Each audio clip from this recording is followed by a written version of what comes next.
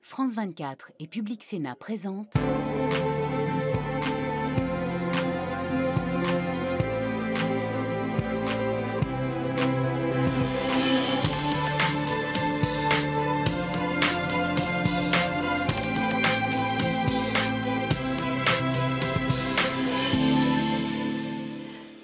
Merci de nous rejoindre depuis le Parlement européen à Bruxelles, dans une Europe qui laisse sur le carreau de plus en plus de citoyens, y compris des enfants touchés par la pauvreté.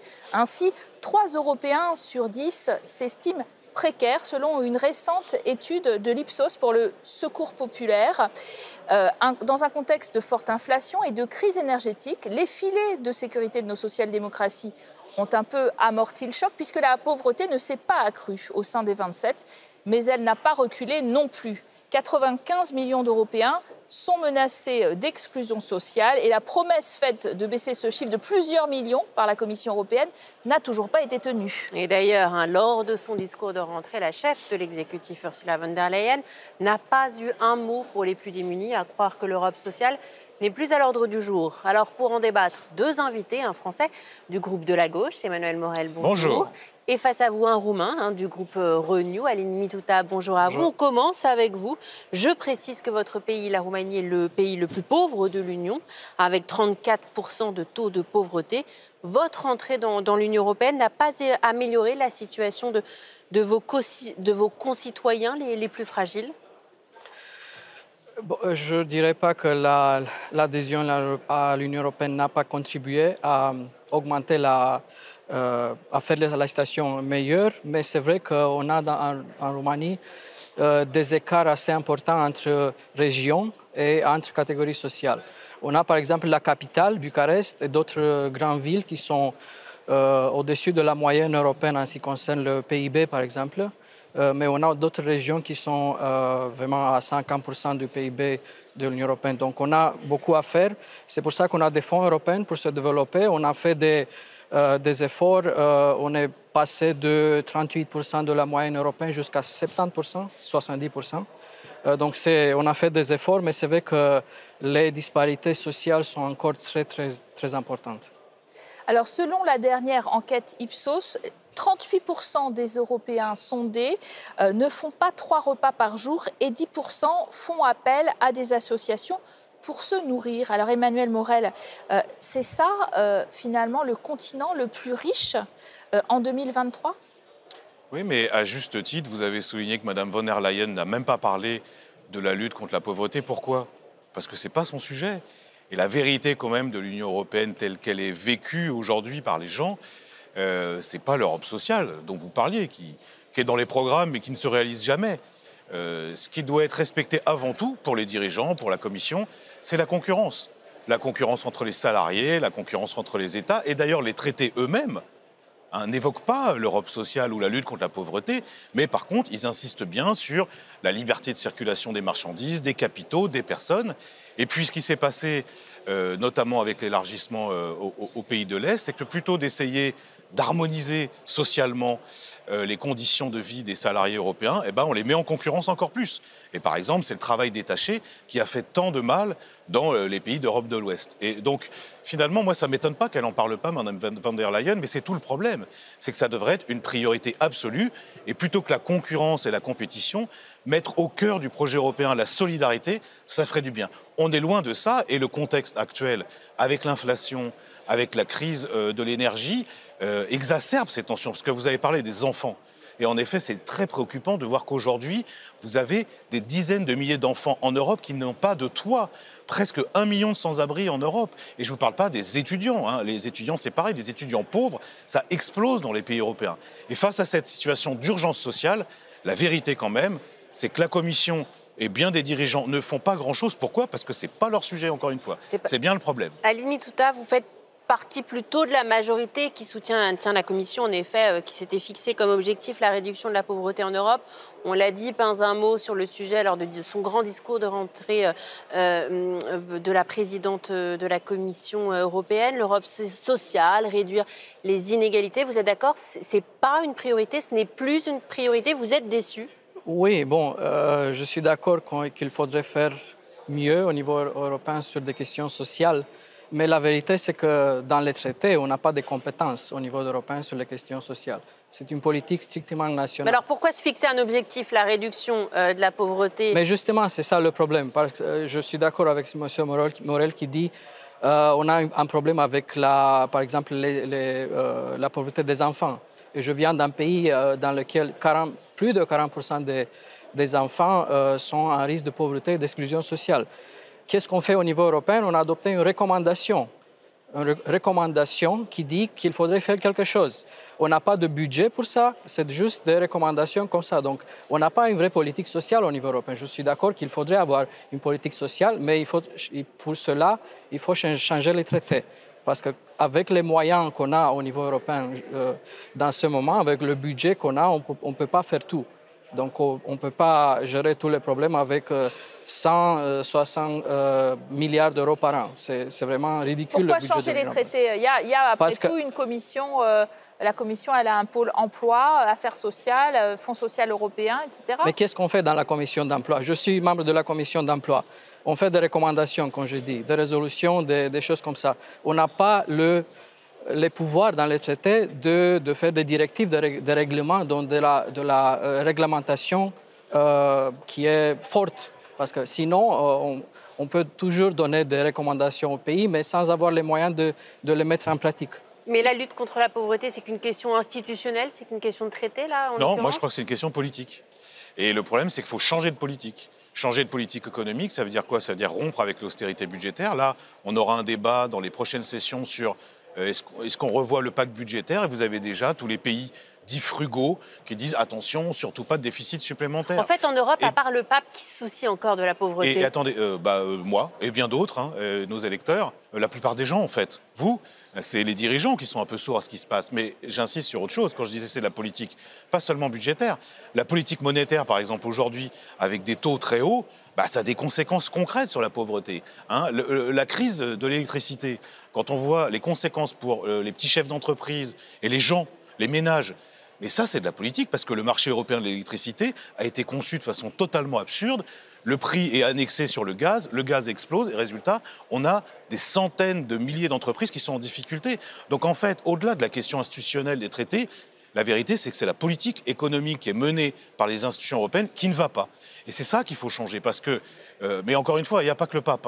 Je veux dire, les Européens, quand on les interroge sur ce qu'ils attendent de l'Union européenne, ils mettent ces questions-là au cœur, la solidarité. Sauf que pour l'instant, les dirigeants sont sourds à la question du creusement des inégalités.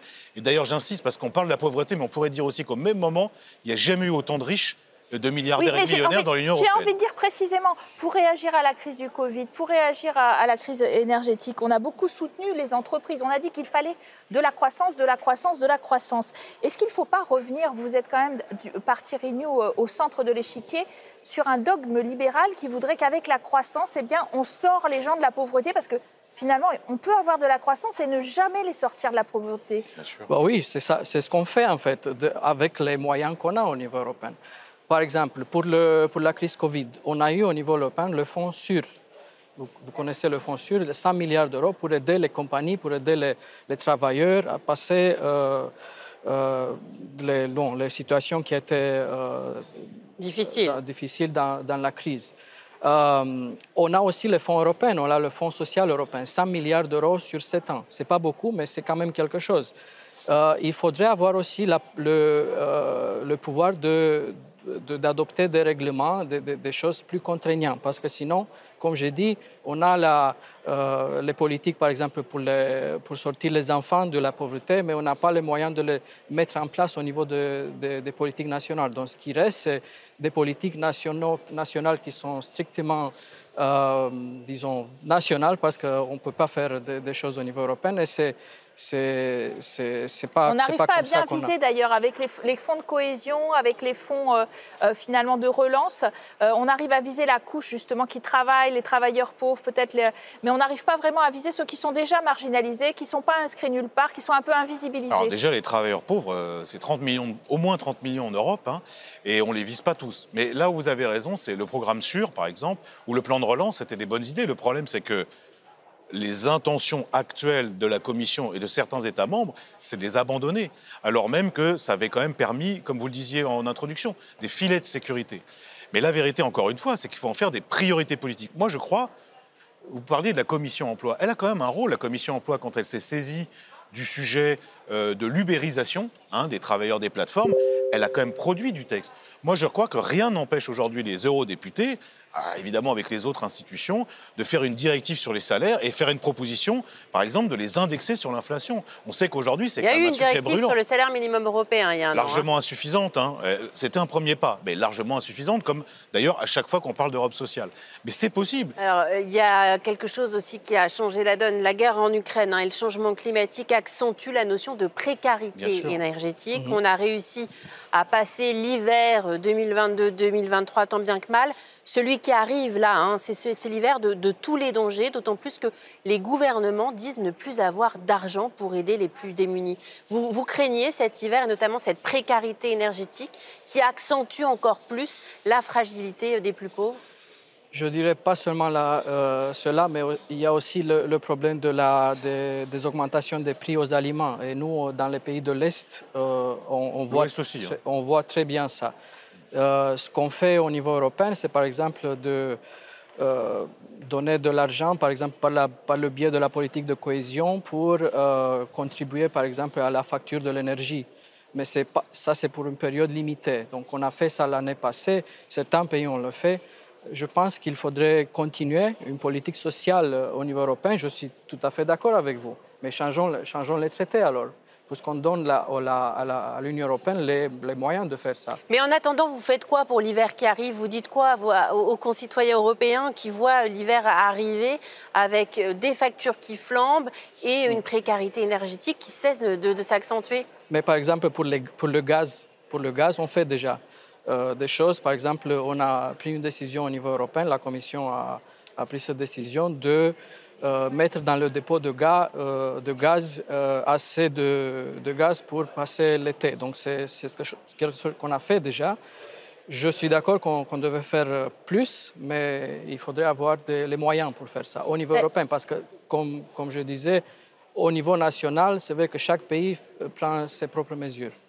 D'ailleurs, en France, Emmanuel Morel, les Restos du Cœur en appellent désormais à la solidarité de l'État, alors que d'ailleurs l'association, elle était particulièrement aidée traditionnellement par la politique agricole commune. Elle recevait les résidus de cette PAC.